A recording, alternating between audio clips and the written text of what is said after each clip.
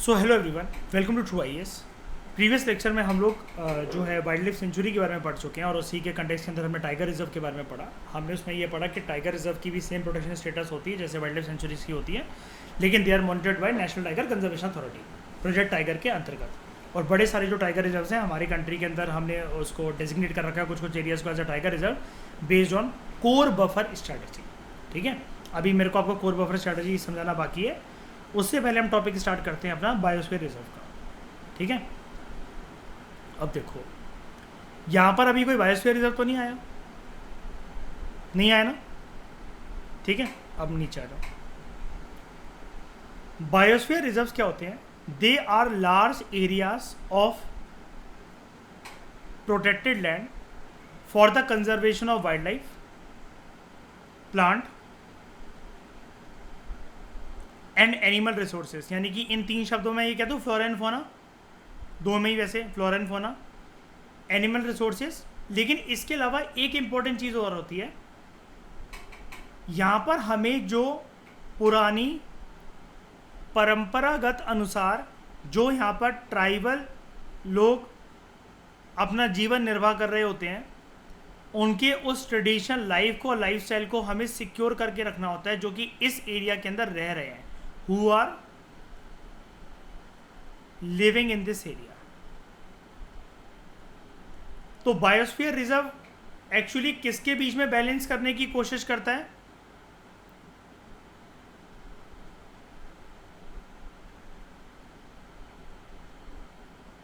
Very good, protected status of flora and fauna एक side ये,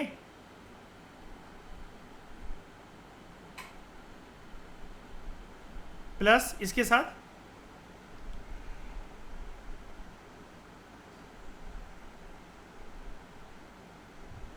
tribals की life को सिक्योर करना इन टर्म्स ऑफ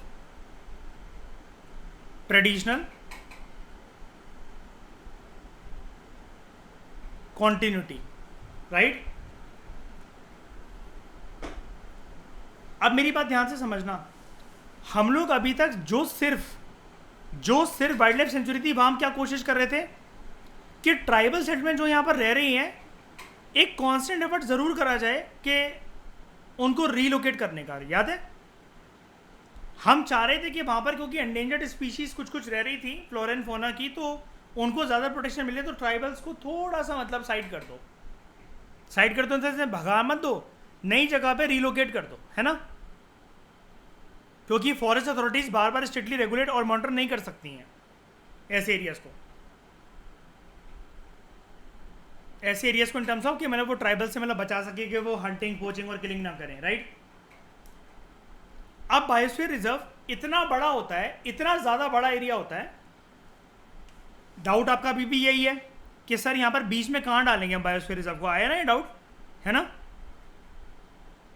कहीं नहीं डालेंगे, क्यों नहीं डालेंगे? ये लाइन पढ़ लो। Biosphere reserve may have one or more national parks या wild life sanctuaries in it. समझ गए? यानी कि श्रेया, ये एक रीजन है, बहुत बड़ा एरिया है, यहाँ पर प्रोटेक्शन स्टेटस का कोई मतलब ही नहीं है, क्योंकि वो जो प्रोटेक्शन स्टेटस बनेगा वो ये देखने को मिलेगा कि बायोस्फीयर रिजर्व के अंदर कितने नेशनल पार्क और कितनी वाइल्ड लाइफ सेंचुरी, कितने रिजर्व फॉरेस्ट और कितने प्रोटेक्टेड फॉरेस्ट हैं। अलग अलग डेजिग्नेशन जो इन सब का होगा, वही सारे डेजिग्नेशन को कॉम्बिनेशन की फॉर्म में एक बहुत बड़ा रीजन बनाकर हम लोग बोल देंगे ये बायोस्फीयर रिजर्व है। बायोस्फीयर रिजर्व का खुद का कोई अस्तित्व नहीं होता है, वो एक बहुत बड़ा बिल्कुल एक बंगलो है, उस बंगलो के अंदर बड़े सारे घर परिवार रह रहे हैं। National park, wild life century, protected forest, reserve forest.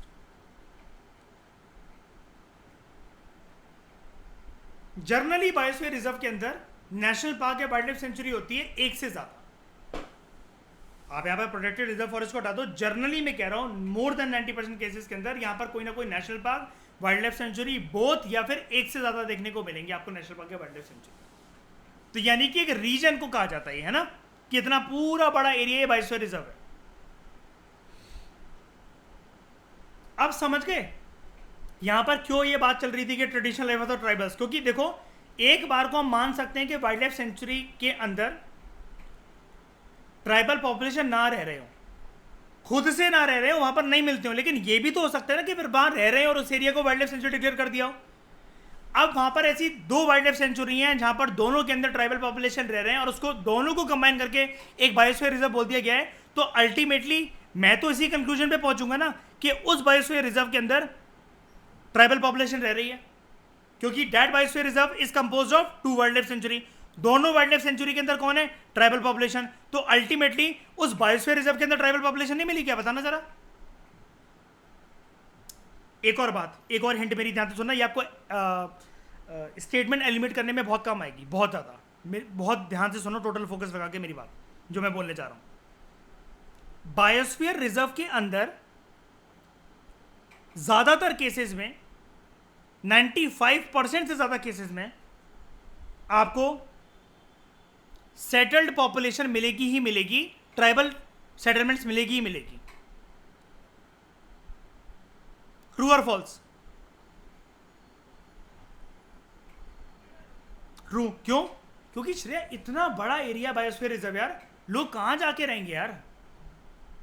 जिस एरिया के अंदर, जब डेफिनेशन ये बोल रही है कि एक या एक से ज्यादा, दो या दो से ज्यादा national park wild life sanctuaries उसके अंदर समाते हैं, तो आप समझ रहे हो कंट्री में फिर हम क्या सिर्फ इन्हीं एरियाज को डेजिग्नेट करके लोगों को एक जगह पर ठूसना स्टार्ट कर देंगे, दूसरे एरियाज की डेंसिटी बढ़ाएंगे, पॉपुलेशन डेंसिटी?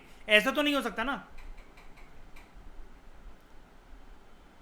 और विद इन दैट एरिया, मतलब बायोस्फीयर रिजर्व की बात कर रहा हूं, विद इन दैट एरिया यहां पर रिलोकेशन की बात चलती है, राइट?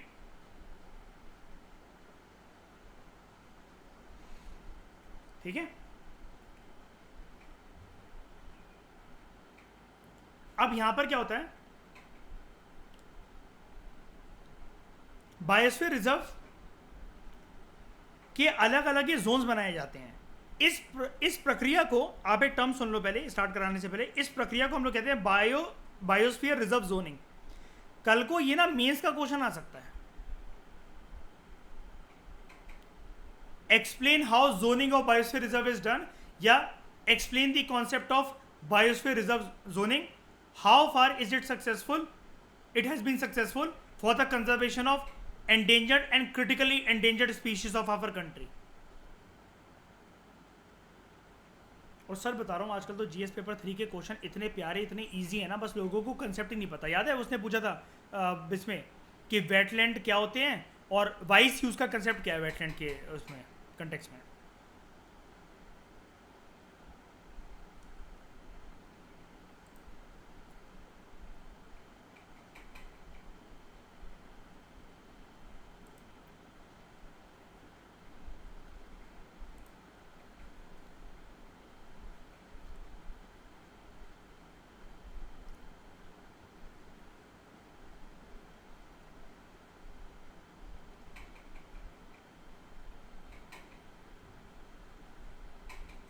इन्वायरमेंट के क्वेश्चन देखो जीएस पेपर 3 के, ये देख रहे हो श्रेया, 2022 का क्वेश्चन। हम लोग अभी 2 दिन से क्या पढ़ रहे हैं?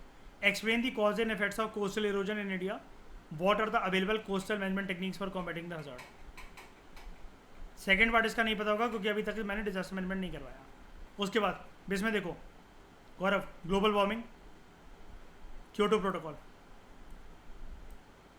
ठीक है, photochemical smoke, international solar alliance, global air quality guidelines, COP हर साल क्वेश्चन आता ही आता है, इन्वायरमेंटल इम्पैक्ट असेसमेंट नोटिफिकेशन 2020, ये 2006 वाली से कैसे अलग है, National Clean Air Programme, what is wetland, wise use क्या है, how does biodiversity vary in India, और ये हम बायोडाइवर्सिटी वाला ही चैप्टर कर रहे हैं, पिछला वाला भी यही था, ये वाला भी यही है। इस चैप्टर में अभी आपको आगे चलकर आएगा बायोडाइवर्सिटी एट 2002, ये कैसे हेल्पफुल है in the conservation of flora and fauna. अभी देखो श्रेया, जो मैं क्वेश्चन आपको बता रहा था ना, ये देखो, rehabilitation of human settlement is one of the important environmental impact which always attracts controversy while planning major project. मैंने आपको बताया ना, एक हाथ में प्रोजेक्ट प्लान करने हमें, लेकिन उस प्रोजेक्ट के साथ डिस्प्लेसमेंट तो जरूर होगी, और फिर डिस्प्लेसमेंट इन्वाइट करेगा, रिहैबिलिटेशन को डिमांड करेगा ना। Discuss the major suggested for mitigation of this impact while proposing major development project, के मतलब इकोनॉमिक ग्रोथ भी चलती रहे, लेकिन ऐसे किसी पॉपुलेशन को डिस्प्लेस ना होना पड़े और रिहेबिलिटेशन टाइम पर हो जाए। अब इसमें कंक्लूजन में हम एक पॉइंट ये वाला तो दे ही सकते हैं ना, कहाँ गए, जो प्रीवियस लेक्चर में भी हमने कवर करा, कांस्टेंट एफर्ट जो हैं कभी कभार करे जाते हैं सरकार के द्वारा कि उनको रिलोकेट करने के लिए ट्राइबल पॉपुलेशन को, specially when it comes to conservation of wild life sanctuaries, या जहाँ पर वो कोई रह रहे हो, पॉपुलेशन रह रही हो। फिर वहाँ पर जो है, मतलब मैं आपको इस क्वेश्चन से हटकर एक चीज़ बता रहा हूँ कि फिर वहाँ पर इकोनॉमिक प्लानिंग या मेजर प्रोजेक्ट्स की डेवलपमेंट को तो नहीं सोचा जाएगा ना कि वहाँ पर कितने भी रिसोर्सेज मिल रहे हो। वाइल्ड लाइफ सेंचुरी के अंदर इसमें माइनिंग शुरू हो जाएगी।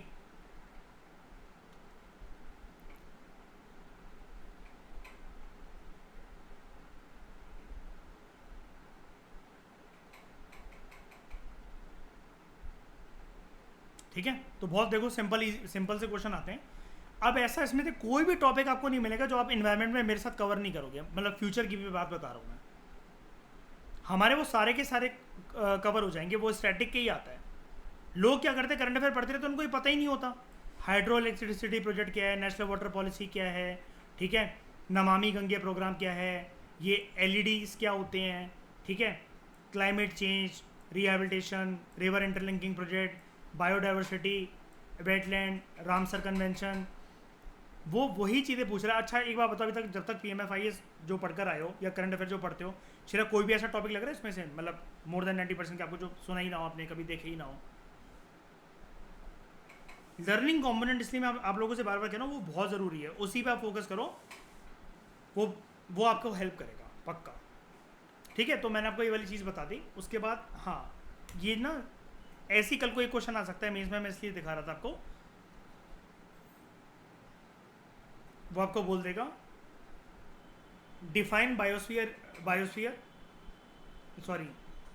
डिफाइन बायोडाइवर्सिटी, या what do you mean by biodiversity, how biosphere reserve is mapped, या फिर उसकी जोनिंग कैसे करी जाती है for the protection of biodiversity specially endangered species of our country. कुछ भी ऐसा करके घुमा फिरा के क्वेश्चन दे सकते हैं, दो चार चीज़ों को जोड़ के। तो इसको क्या कहते हैं, अब जो हम कोर, बफर और ट्रांजिशन जोन जो पढ़ने जा रहे हैं, आप इसको बोलोगे बायोस्फीयर रिजर्व के अंदर होता है ये वाली चीज़, और इसको क्या कहते हैं हम लोग, जोनिंग। ठीक है, जोनिंग।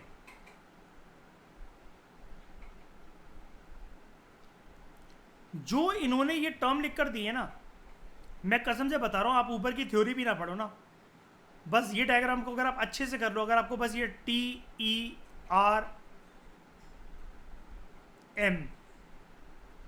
ये अगर आपको पता हो, आप बस इस डायग्राम को अगर अपने मन के अंदर बसा पाओ, आपका कभी बायोस्फीयर रिजर्व की जोनिंग से कोई भी क्वेश्चन प्रीलिम्स और मेंस के अंदर गलत होगा ही नहीं। इसने इतने कॉम्पैक्ट, कंसाइज, प्रिसाइज वे में इस सारी चीज़ों को यहाँ पर लिख दिया है। अभी समझाता हूँ क्या है। देखो समझ में तो आ ही रहा होगा आपको, कहाँ कहाँ इंसान सेटल हो सकते हैं, कहाँ कहाँ बिल्कुल आना अलाउ नहीं है, कहाँ कहाँ घर बन सकते हैं, कहाँ कहाँ खेती बाड़ी कर सकते हैं। अब इसको हम थ्योरेटिकली समझते हैं, फिर डायग्राम अपने आप समझ में आ जाएगा। एक बार थ्योरी पढ़ना क्योंकि ज़रूरी होता है। Number 1, core area. Core area इनमें से बताओ सबसे ज़्यादा लाइट एरिया या फिर स्ट्रिक्ट एरिया सबसे ज़्यादा?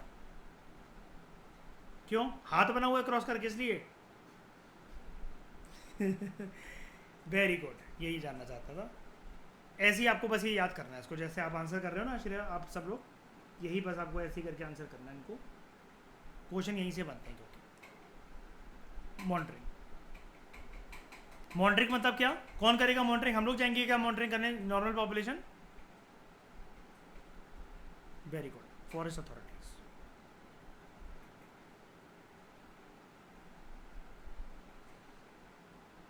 Core area, it comprises a strictly protected ecosystem for conserving ecosystems, species और जेनेटिक वेरिएशन उनकी। मतलब इन सारी चीज़ों को, ये तो हम शुरू से चैप्टर में पढ़ ही रहे हैं बायोडाइवर्सिटी के कंजर्वेशन में कि जेनेटिक डाइवर्सिटी वगैरह ये सब सिक्योर हो जाएगी, लेकिन वो आपको ये कह रहे हैं these are strictly protected ecosystem.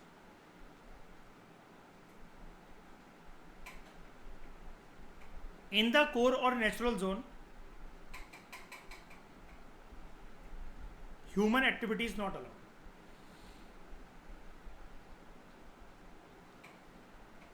ठीक है, कोर या नेचुरल जोन में ह्यूमन एक्टिविटी अलाउड ही नहीं होती, यहाँ अलाउड नहीं है कुछ भी। उसके बाद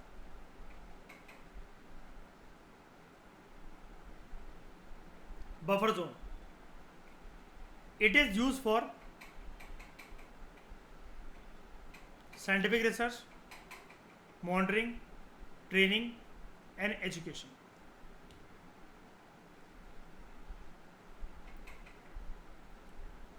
ये आपका हो गया दूसरा वाला बफर जोन।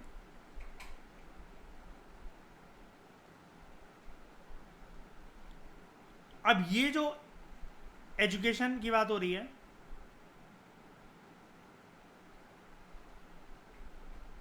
और ये जो बन रखा है, ये क्या मतलब यह क्लासेस चलती हैं?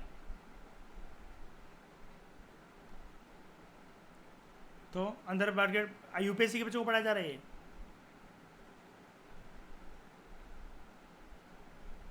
फॉरेस्ट एजुकेशन, ठीक है, एनिमल्स को और ज़्यादा अच्छे से कैसे प्रोटेक्ट करा जा सकता है, वहाँ पर क्या क्या फ्लोरा एंड फौना है उनके लिए। इसके अलावा क्या रिसर्च करी जा सकती है, और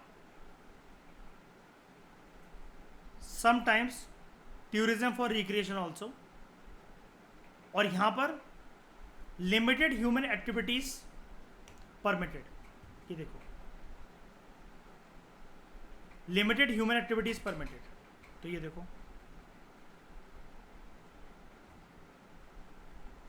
इसलिए फुटप्रिंट बन रखे हैं। कोर एरिया के अंदर सारी चीज़ें प्रोहिबिटेड है, नो नो नो की वार्निंग है, बस क्या है मॉनिटरिंग करी जा सकती है। फिर बात करते हैं ट्रांजिशन एरिया की। These are ecologically sustainable human settlements, और इकोलॉजिकली सस्टेनेबल का मतलब क्या होता है कि यहाँ पर जो पॉपुलेशन रह रही है वो बड़े सारे फॉरेस्ट रिसोर्सेज को क्या कर सकती है,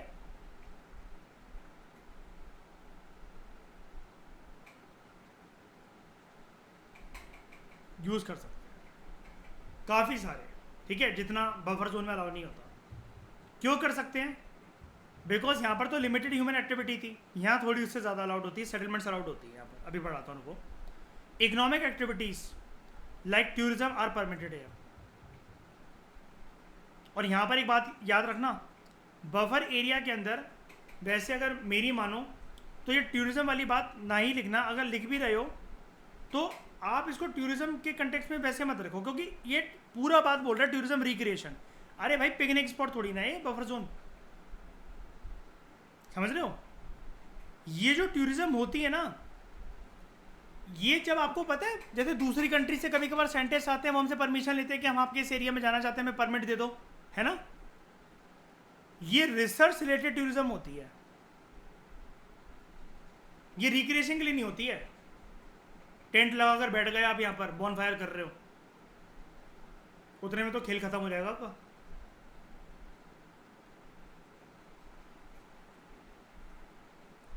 तो these are ecologically sustainable human settlement transition area, transition zone की हम लोग बात कर रहे हैं। इन सबको मिटा के हम तीसरे वाले पे फोकस करते हैं।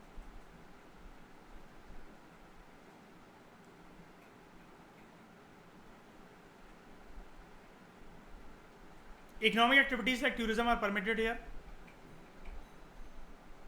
यहाँ पर आप घूमने जाओ कोई दिक्कत नहीं है। With the cooperation of reserve management and local people, बड़ी सारी ह्यूमन एक्टिविटीज यहाँ पर like settlement, cropping, recreation, forestry, they are carried out without disturbing the environment. तो यानी कि यहाँ पर रिसर्च भी हो सकती है, और टूरिज्म, रिक्रिएशन वगैरह वो वाली बात तो आ चुकी है। सेटलमेंट है यहाँ पर,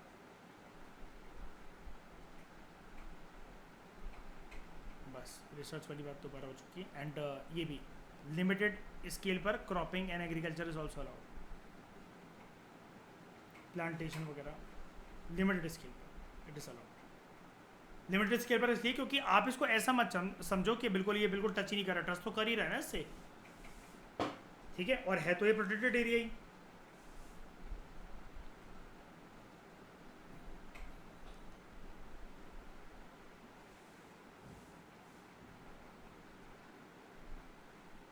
इतनी बात समझ में आई?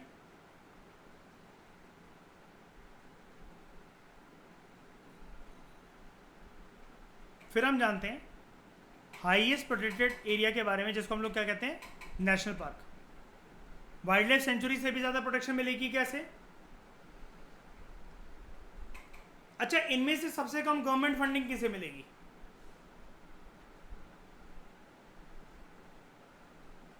उसके बाद उससे ज़्यादा फिर वाइल्ड लाइफ सेंचुरी और नेशनल पार्क। ठीक है, आ जाओ नेशनल पार्क पे। National parks are areas reserve for wild life where they can freely use their habitats and natural resources.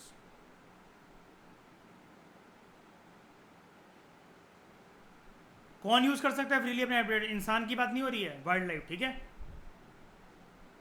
अब बेसिकली जो डिफरेंस होता है एक वाइल्ड लाइफ सेंचुरी में और एक नेशनल पार्क में, वो क्या होता है? It mainly lies in the wasting of rights of people living in side. उनके पास अधिकार कितने हैं? अच्छा, वाइल्ड लाइफ सेंचुरी में काफ़ी सारे अधिकारों के ऊपर रिस्ट्रिक्शन थी कि नहीं थी? यहाँ पर एक बार आ जाओ। No hunting, no predation and no poaching, grazing, firewood collection tribals के द्वारा ये तो अलाउड है, but they are strictly regulated. Certain rights of people living inside the sanctuary could be permitted. Settlement, fresh settlements are not allowed except few tribal settlements. लेकिन फिर भी प्रयास क्या करा जाता है कि रीलोकेट करा जाए इनको, है ना, अगर वहाँ पर एंडेंजर्ड स्पीशीज काफ़ी सारी हैं तो unlike a sanctuary where certain rights can be allowed, national park के अंदर नो राइट्स आर अलाउड। समझ गए? जो मैं आपसे बोला था ना कि क्यूरियोसिटी इस बात की रखना कि हम ये देखेंगे कि सेटलमेंट्स वगैरह वहाँ पर अलाउड हैं या फिर लोगों को राइट्स दिए जाते कि नहीं दिए जाते। इसने हमें एक लाइन में, एक शब्द में क्या बोल दिया? नो नो नो, कोई राइट्स नहीं मिलेंगे वहाँ पर। किसको? इंसानों को। No grazing of any livestock shall also be permitted inside a national park. देख रहे हो आप, यानी कि चरवाने लेकर जा सकते हो अपने गाय भैंस भेड़ बकरियों को? नहीं ना। Wild in a sanctuary you can. अब इन सब चीज़ों को रेगुलेट कौन करता है? जो चीफ वाइल्ड लाइफ वार्डन होता है, ही और शी में रेगुलेट, कंट्रोल और प्रोहिबिटेड।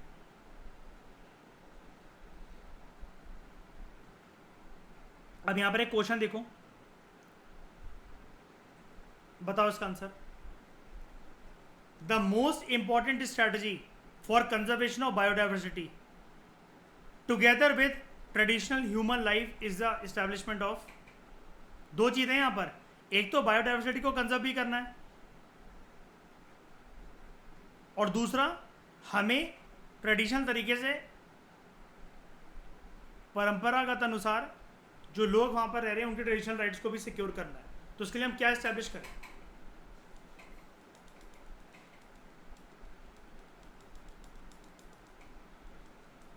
नेशनल पार्क क्यों नहीं? हाईएस्ट प्रोटेक्शन तो वही मिलती है ना। वो ये पूछ रहा है most important strategy.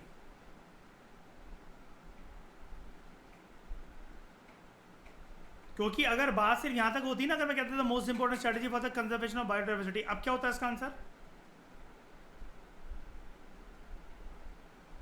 National park, है ना। लेकिन अब क्या है इसका आंसर? देख रहे हो, क्वेश्चन बनाने वाले की साइकोलॉजी को समझो। ये आया था यूपीएससी में क्वेश्चन, तो क्या है इसका आंसर? Biosphere reserve. हम लोग बोटेनिकल गार्डन क्यों नहीं बोल सकते हैं?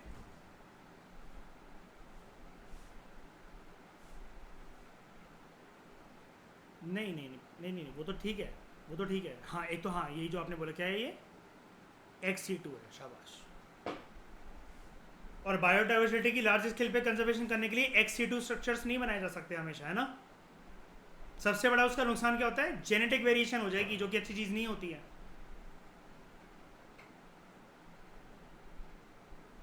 अब देखो इसका answer. National parks and wild life sanctuaries discourage all sorts of human activity. इस वर्ड को मत मानना जब ये ऑल बोल रहा है वाइल्ड लाइफ सेंचुरी में। ऑल तो नहीं होती ना, ठीक है। लेकिन वाइल्ड लाइफ सेंचुरी में grazing of cattle is strictly regulated, allow तो करा जाता है, लेकिन नेशनल पार्क में करा जाता है क्या? नहीं, ठीक है, तो इसको तो हटाओ, ये तो इसका कुछ मैं मेल ही नहीं खा रहा। इसका आंसर है ए, बायोस्फीयर रिजर्व। अब देख लो क्या कह रहा था, conservation of biodiversity along with traditional human life, ठीक है। तो यहाँ पर चलो ये देखो, biosphere reserves are large areas of protected land for the conservation of wild life, plant and animal resources and, मैंने मार्क पहले से ही करा हुआ है देखो, traditional life of the tribals living in the area.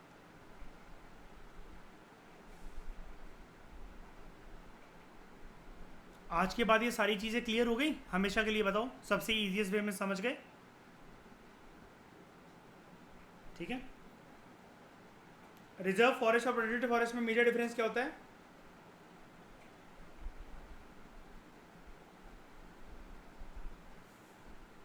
Reserve forest के अंदर जो सारे राइट्स होते हैं हंटिंग ग्रेजिंग के, वो बैन होते हैं जब तक ऑर्डर ना आए उस पर। प्रोटेक्टेड फॉरेस्ट में वो दिए जा सकते हैं जो लोग फ्रिंज एरियाज के आसपास रह रहे हैं, कि वो फॉरेस्ट प्रोड्यूस को, फॉरेस्ट प्रोडक्ट को यूज़ कर सकें, ठीक है।